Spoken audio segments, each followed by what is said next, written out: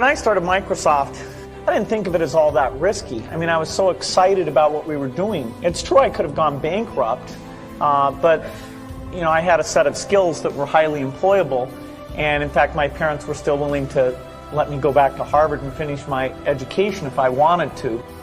And so then I got this incredibly conservative approach that I wanted to have enough money in the bank to pay a year's worth of payroll, even if we didn't get any payments coming in.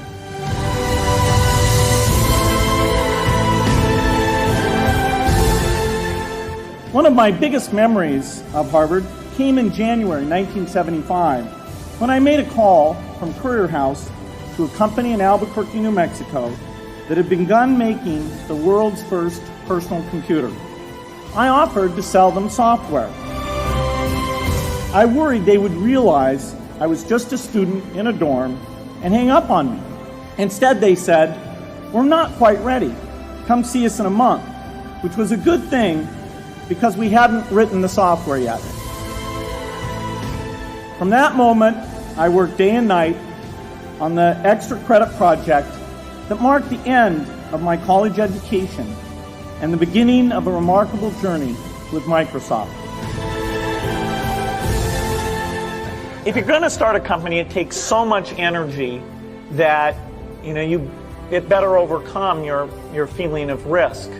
I don't think that you necessarily, if you're going to start a company, should do it at the start of your career. I think there's a lot to be said for working for a company, learning how they do things. When people are first skeptical and they think, "Oh, this kid doesn't know anything," then when you show them you've really got a good product and you know something, they actually tend to go overboard and they think, "Whoa, they know a lot. Let's really do an incredible amount with these people." So our youth, at least in this country, was a huge asset for us once we reached a certain threshold. Those problems that come with starting a firm, you better think of those as part of the pleasure, part of the challenge that is part of the excitement.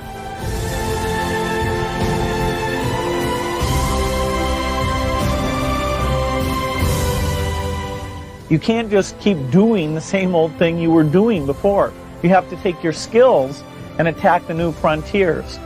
In the business of technology, you have to think about what are you missing? What is the research or customer feedback that you should be paying more attention to? And how do you keep that pace of innovation very, very high? How do you make sure you're hiring the very best people? And that kind of focus has helped drive us forward through all the milestones the company has had. You've got to enjoy what you do every day. And for me, that's working with very smart people. It's working on new problems.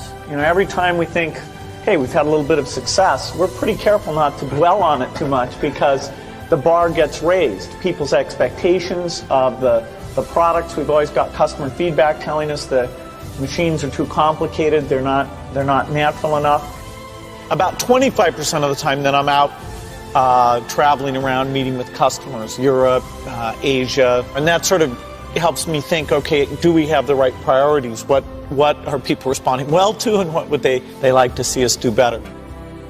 The competition, the breakthroughs, the research, but the computer industry, in particular software, I think is the most exciting, and I think I have the best job in that business. You all have a chance to innovate. As you're thinking about your innovation, of course, you should go after any market that you think is interested in it. But a little bit, if you can also think, okay, does this innovation apply to those most in need? What are you going to do to make it cheap enough, simple enough? Figure out how to get it so it really, if possible, can extend out to the poorest. I wish I had learned more about that